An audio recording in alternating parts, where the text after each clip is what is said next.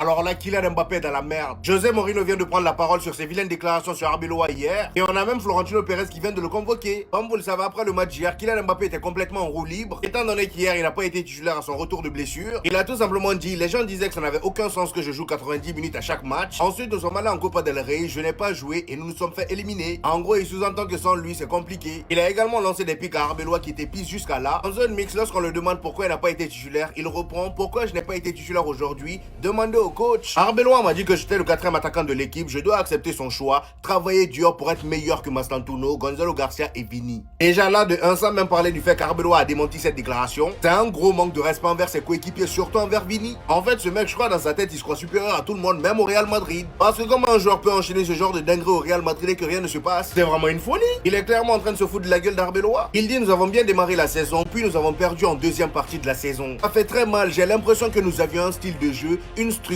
et que nous avons tout perdu. En gros, avec Xabi Alonso, on avait une structure, tout allait bien. Et d'un coup, avec Arbeloa, tout est parti en vrille. Et ce matin, il y a un journaliste qui a demandé l'avis de José Mourinho sur la relation entre Kylian Mbappé et Arbeloa. Voici ce qu'il a répondu. Il dit, cela me fait de la peine parce que Arbeloa est un ami. Maintenant qu'il est l'entraîneur du Real Madrid, notre lien est encore plus fort. Je veux que les choses se passent bien pour lui. Être un joueur est toujours plus facile qu'être un entraîneur. Je sais pas vous, mais je sens que lui, à son arrivée, ça va être encore pire. Parce que lui, je pense pas qu'il va se taire face au manque de respect comme ce que Arbeloa a fait jusqu'à là. On nous dit même que Florentino Pérez a décidé de convoquer Kylian Mbappé à une réunion directe après ses dernières déclarations sur Arbeloa hier. Ils vont donc discuter pour clarifier tout ce qui s'est passé cette saison. Ailleurs, là, il a pris le club en otage, acceptons-le.